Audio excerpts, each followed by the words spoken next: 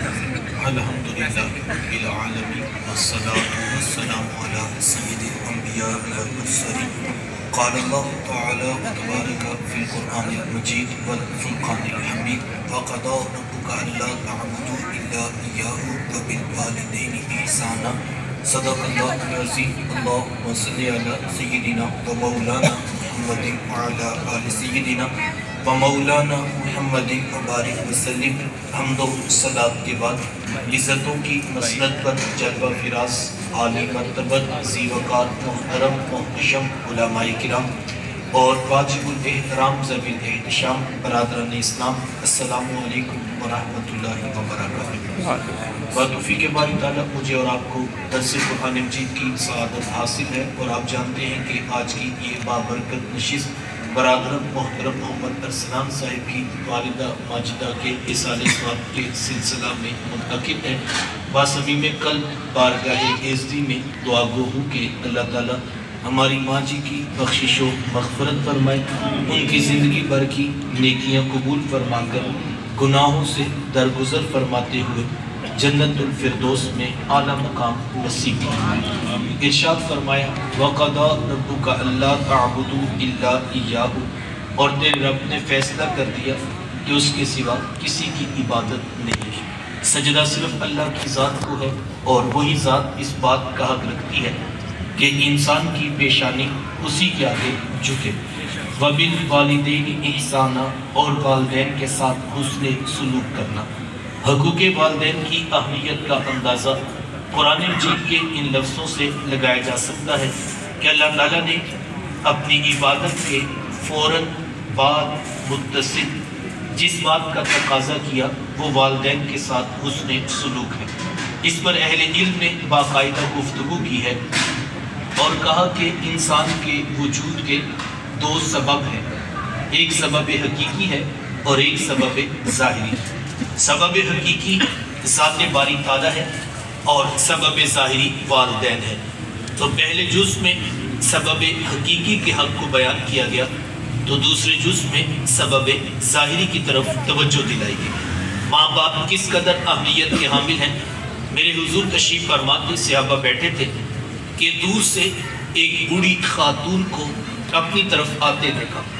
آقا کریم علیہ السلام کی نظر پڑی تو میرے حضور اٹھ کھڑے ہوئے، میری ماں پکارتے ہوئے اور دوڑ لگاتے ہوئے ان کے قریب پہنچے، پھر کندھوں سے وہ چادر اتار کر نیچے زمین پر بچھا دی جسے میں اور آپ کائنات کا قیمتی اثاثہ سمجھتے ہیں۔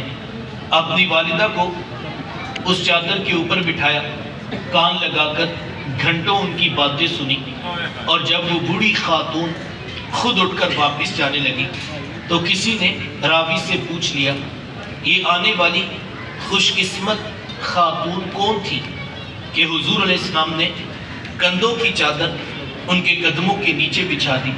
تو بتانے والے نے بتایا کہ تمہیں نہیں پتا، یہی تو حضور علیہ السلام کی رضائی والدہ حضرت حلیمہ سعدیہ سگی ماں تو سگی ماں ہوتی ہے، میرے حضور علیہ السلام نے تو دودھ پلانے والی ماں کو بھی اتنی عزتیں عطا کی۔ ماں باپ کیا ہوتے ہیں یہ زمانے کو میرے حضور علیہ السلام نے آ کر بتایا۔ آقا کریم علیہ السلام تشریف فرماتے کہ ایک نوجوان حاضر خدمت ہوتا ہے اور آ کر عرض کرتا ہے کہ حضور جی میں جہاد پہ جانا چاہتا ہوں، یعنی میں یہ چاہتا ہوں کہ میں ہاتھ میں تلوار پکڑ کر دشمنان خدا اور رسول کے اوپر ٹوٹ پڑوں اور اس راہ میں اپنی جان جیسی متاع عزیز پیش کر دوں۔ کسی چھوٹے کام کی اجازت نہیں، اتنی بڑی کاز، اتنا بڑا مشن کہ جس کے بارے کہا گیا کہ شہید کے خون کا قطرہ ابھی زمین پر نہیں گرتا کہ اس کے ماقبل گناہوں کو بخش دیا جاتا ہے۔ اتنے بڑے کام کی آنے والا سائل اجازت طلب کرتا ہے، لیکن میرے حضور کیا پوچھتے ہیں احی الوالدہ کا، کیا آپ کے ماں باپ زندہ ہیں؟ قال نعم، جی حضور زندہ ہیں۔ قال ففیہما فجاہد، فرمایا جاؤ ان کی خدمت کرو، یہی تمہارا جہاد۔ ماں تڑپ رہی ہو، بیٹا جہاد کرے یا تبلیغ، اللہ کا قرب نہیں ملے گا جب تک ساتھ میں ماں باپ راضی نہیں ہو۔ یہ بنیادی دین کی وہ تعلیم ہے جو واضح اللہ کے رسول صلی اللہ علیہ وآلہ وسلم نے امت کو عطا فرمائی۔ لیکن معذرت کے ساتھ آج ہم اس دور میں دیکھتے ہیں کہ معاشرے کی حالت اتنی دردناک ہے کہ بوڑھا باپ صبح کے وقت اٹھ کر جوان بیٹے کی منت کرتا ہے اور کہتا ہے بیٹا آج دکان پہ رش زیادہ ہے، گاہکوں کی بھی بھیڑ ہے اور میری طبیعت کچھ ٹھیک نہیں، تو بیٹا تم ذرا دکان پر وقت زیادہ دینا۔ تو نوجوان آگے سے کیا کہتا ہے، کوئی جیتا ہے تو جیے، کوئی مرتا ہے تو مرے، میں نے جمعرات کو دربار پہ ضرور جانا۔ یہ دن کس نے سکھایا گیا؟ یہ اللہ کے رسول کی تعلیمات تو نہیں ہے، اور نہ ہی یہ دربار والوں کی تعلیمات، یہ آج کے ان پڑھ جاہل کاروباری صوفیوں کا مسئلہ ہے۔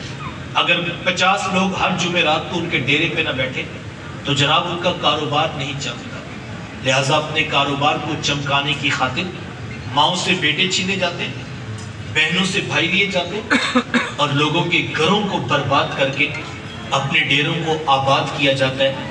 یہ حضور علیہ السلام کا دین نہیں ہے۔ میرے حضور کا دین کیا ہے؟ میرے حضور تو یہ فرماتے ہیں کہ جس کا باپ راضی ہے ہم ضمانت دیتے ہیں اس کا عرش کا رحمان بھی راضی ہے، اور جس کا باپ ناراض ہے اس کا عرش کا رحمان بھی ناراض ہے۔ کائنات کی قیمتی متاع جنت تھی، کھینچ کر کے ماں کے قدموں کے نیچے بچھا دی۔ ماں باپ کو اس قدر اہمیت حاصل ہے، یقین جانیے ہمیں تو شاید آج تک اس بات کا ادراک ہی نہیں ہو سکا کہ ماں باپ کی خدمت انسان کو کہاں تک پہنچا دیتی۔ آپ نے علماء سے وہ روایت سنی ہوگی کہ حضرت موسیٰ علیہ السلام نے پوچھا تھا کہ مالک میرا جنت کا ساتھی کون ہے؟ تو کہا موسیٰ فلاں بازار میں چلے جائیے، وہاں پر ایک قصاب ہے جو گوشت کاٹ کر لوگوں کو بیچ دیتا ہے، وہ آپ کا جنت کا ساتھی۔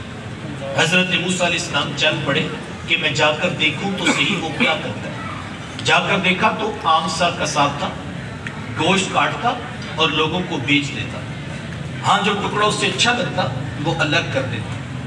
شام کو جب گھر واپس پلٹنے لگا تو اس نے الگ کیا ہوا گوشت پیک کیا اور وہ گھر کی طرف چل دیا۔ حضرت موسیٰ علیہ السلام بھی اس کے پیچھے ہو گئے۔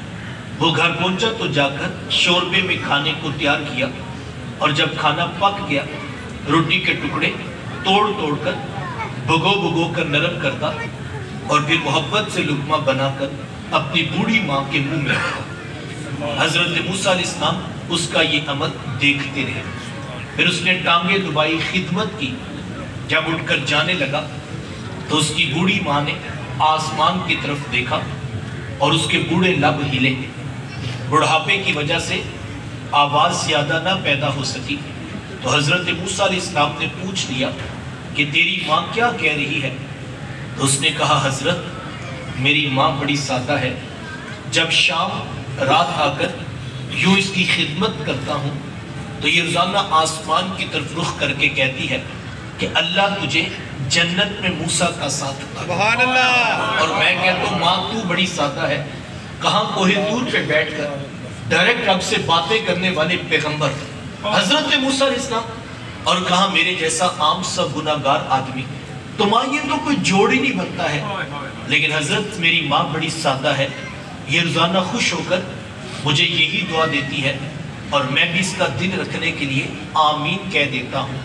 تو حضرت موسیٰ علیہ السلام مسکرا پڑے، کہا تجھے پھر مبارک ہو، عرش کے رحمان نے تیری بوڑھی ماں کے لب قبول کر لیے ہیں اور تو ہی جنتوں میں موسیٰ علیہ السلام کے ساتھ کھڑا کیا جائے گا۔ ماں باپ کی خدمت اتنا بڑا عمل۔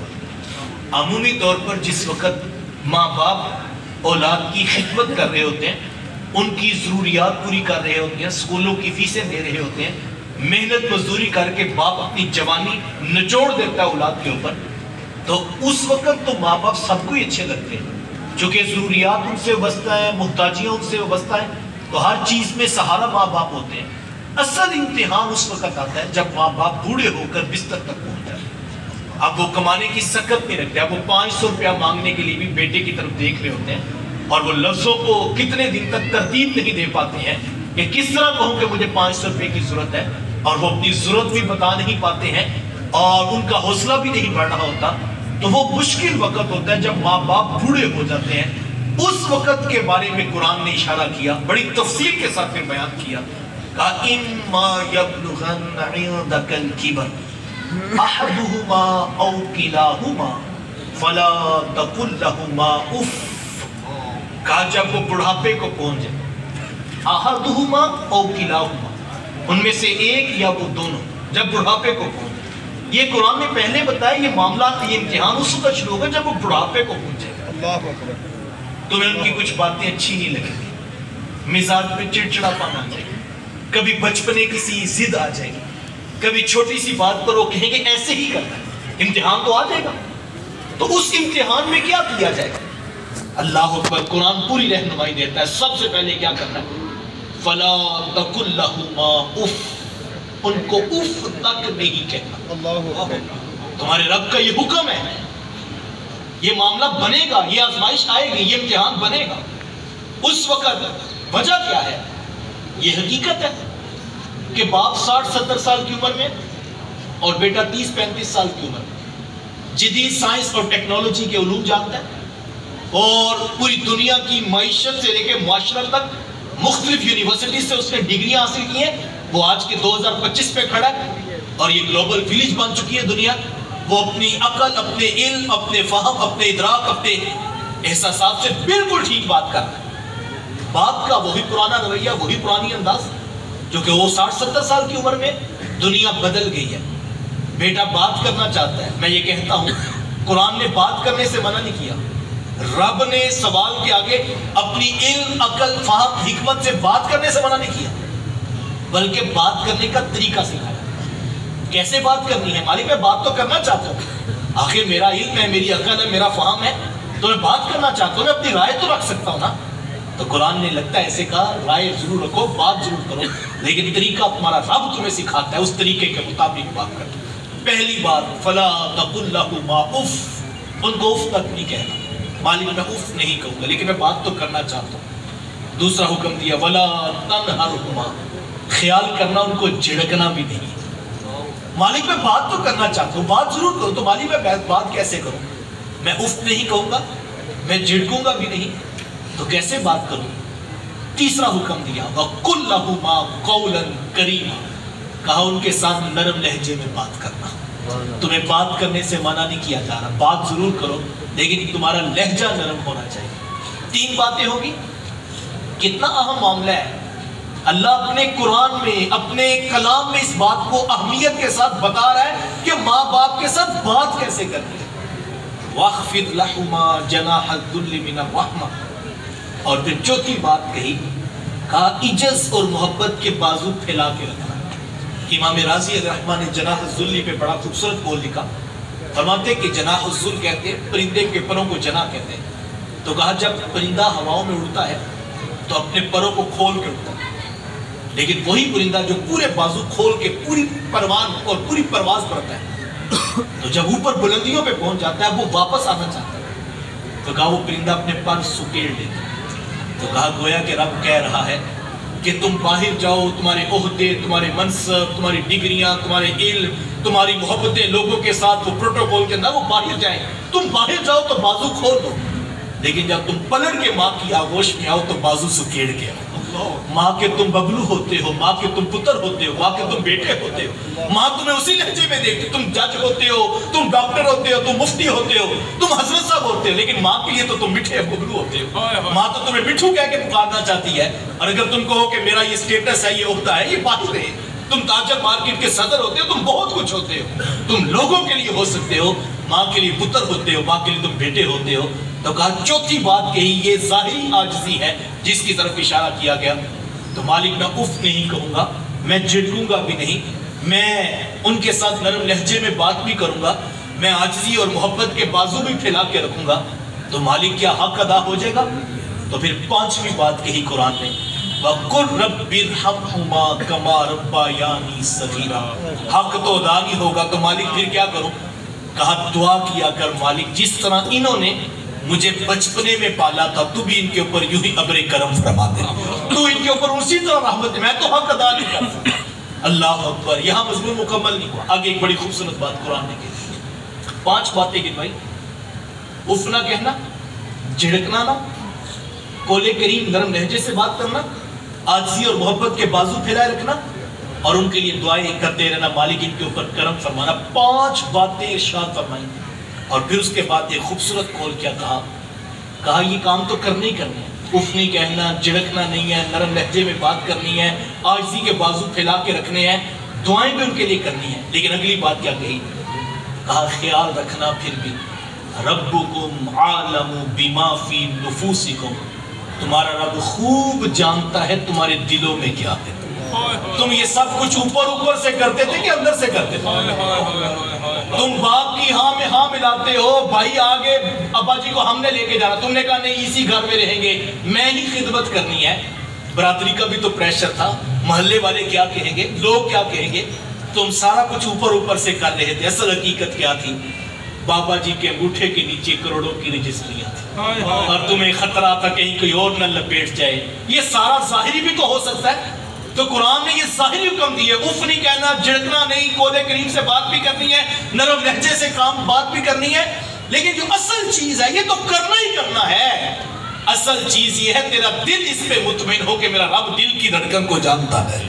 ربکم عالم بما فی نفوسکم، تمہارے اندر کیا ہے رب وہ دیکھ رہا ہے، اور تم نے اپنے اندر کا بھی جائزہ لینا، تمہارا دل اس کی طرف متوجہ ہو جائے۔ اور ماں باپ کے احسانات کا حق کوئی ادا نہیں کر سکتا الا یہ کہ 3 باتیں علماء نے لکھی، وقت تیزی سے سمٹ رہا ہے اور میں ان 3 باتوں پر آپ کی توجہ چاہوں گا، اور میں سمجھتا ہوں کہ علماء نے جو اس طرف رہنمائی کی یہ کامل ایصال ثواب ہے اگر کوئی شخص اس طرف توجہ کرے۔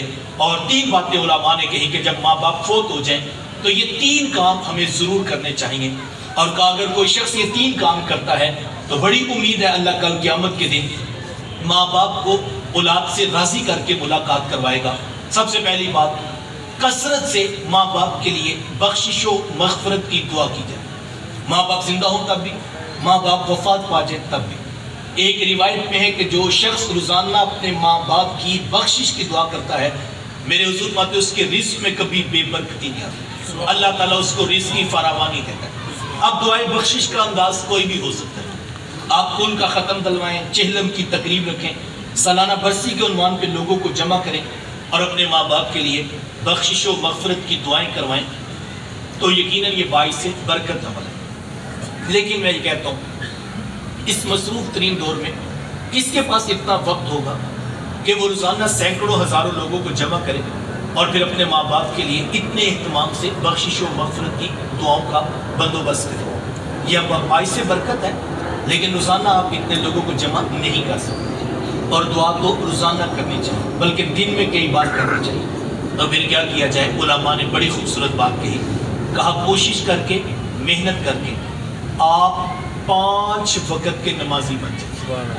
یہ اتنا خوبصورت عمل ہے، اتنا خوبصورت عمل ہے کہ بیٹے کی کوئی نماز پوری نہیں ہوتی جب تک وہ یہ دعا نہیں کر لیتا، ربنا اغفر لی والدی، کہ مالک مجھے بھی بخش دے، میرے ماں باپ کو بھی بخش دے۔ یہ بہترین وظیفہ ہے۔ ایک تو رب کا حکم ہے، سینکڑوں مرتبہ پڑھنے کی تاکید ہے، نہ پڑھنے پر سخت عذاب کی وعید ہے، اور دوسرا محبوب علیہ السلام کی بھی آنکھوں کی ٹھنڈک ہے، اور تیسرا بیٹے کی نماز ہی پوری نہیں ہوتی جب تک ماں باپ کے لیے بخشش و مغفرت کی دعا نہیں کر لیتا۔ نماز نماز نماز، آخری وصیت امت کے نام یہی تھی، لوگوں نماز نہ چھوڑنا، لوگوں نماز نہ چھوڑنا، لوگوں نماز نہ چھوڑنا۔ آج ہم اپنا جائزہ لیں، ہم کہاں پہ کھڑے؟ یہ رمضان المبارک کے ماہ سیام کا بھی پہلا عشرہ مکمل نہیں ہوا کہ ہماری مسجدیں ویران ہونا شروع ہو چکی۔ میں نے کسی سے کہا ابھی تو 4تھا روزہ ہے تو آج فجر میں مسجد آدھی خالی ہے، تو کہنے لگے یہ پہلے دن بھی اس بار نہیں بھری۔ اس سے بڑے افسوس کی اور کیا بات ہے، ہم یہ تبصرہ کرتے تھے، لوگ سنتے بھی تھے، بتاتے بھی تھے لوگ کہ درمیان والے عشرے میں لوگ کم ہو جاتے ہیں، پھر آخری عشرے میں دوبارہ ماشاءاللہ حاضری اور رونق بڑھ جاتی ہے۔ لیکن اس بار کا مجھے اور آپ کو اپنا جائزہ لینا چاہیے کہ ہم کہاں پہ کھڑے ہیں۔ ہمارے پاس ہر کام کا وقت ہے، نہیں وقت تو ایک خالق کی دہلیز پہ جھکنے کا۔ کسی سے کہ وہ کہتے ہیں جی ہمارا کام تو کہنا ہی ہے، ہم تو بچوں کو کہتے ہیں بچے نماز نہیں پڑھتے تو ہم کیا کریں؟ بڑی سادہ سی بات ہے، معقول بات ہے، میں قبول کرتا ہوں کہ واقعی ہمارا کام تو کہنا ہی ہے، بچے نماز نہیں پڑھتے تو ہم کیا کریں؟ میرا ایک سادہ سا سوال ہے، ایک دن بچہ اسکول نہیں گیا، اسکول والوں نے فون کیا اور کہا کہ آج آپ کا بیٹا اسکول پڑھنے کے لیے نہیں آیا، تو اس وقت آپ نے یہ تو نہیں کہا تھا کہ ہمارا کام تو کہنا ہی ہوتا ہے، ہم تو کہتے ہیں وہ نہیں آتا تو ہم کیا کریں؟ ایک دن فیکٹری والوں نے فون کیا اور کہا آج آپ کا لڑکا کام پر نہیں آیا، ہم ایک دن کی تنخواہ کاٹیں گے، آج آپ کا بیٹا کام پر نہیں آیا۔ تو اس وقت تو نہیں آپ نے کہا تھا کاٹ لیں، ہمارا کام تو کہنا ہی ہوتا۔ اپنی دکان کی باری آئی، ایک دن، 2 دن، 3 دن لیٹ کھلی، تو چوتھے دن ہم نے گھر میں پریا بٹھا لی، بہنوں کو بٹھا لیا، دادی ماں کو بٹھا لیا، ماں کو بٹھا لیا، اور آج ہمارا لہجہ بھی بدلا تھا اور ہم نے کہا کہ صاحبزادے سے پوچھ لیجئے اگر تو یہ دکان 8 بجے کھول سکتا ہے تو ٹھیک، بصورت دیگر یہ اپنی کوئی نوکری تلاش کر لے۔ میں ابھی اتنا بوڑھا نہیں ہوا، 30 سال میں نے 8 بجے دکان کھولی ہے، میں ابھی بھی 8 بجے دکان کھولنے کا قائل ہوں۔ اپنی دکان کی باری تو حضور والا یہ نہیں کہا کہ ہمارا کام تو کہنا ہی ہے 8 بجے کھولیں دکان یا 10 بجے کھولیں۔ اپنی دکان پہ ہم کمپرومائز کرنے کے لیے تیار نہیں، اسکول، کالج، یونیورسٹی کی تعلیم پہ ہم کمپرومائز کرنے کے لیے تیار نہیں۔ ہمارے لہجے سخت ہو جاتے ہیں، ہمارے رویے بڑے سخت ہو جاتے ہیں، ہم کہتے ہیں اس پہ کمپرومائز نہیں ہو سکتا، اس کے مستقبل کی بات ہے۔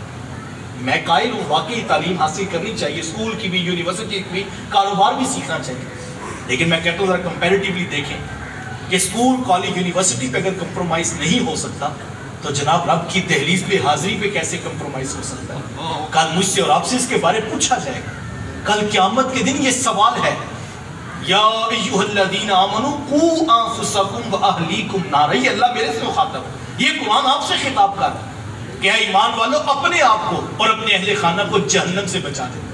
یہ بطور والد، بطور والدہ ہماری ذمہ داری ہے کہ اپنے خالق کا تصور، اپنے رسول کی محبت ہم اپنی اولاد کے سینے میں ڈالیں گے اور ان کو دہلیز ربوبیت تک لانا یہ ہماری ذمہ داری ہے۔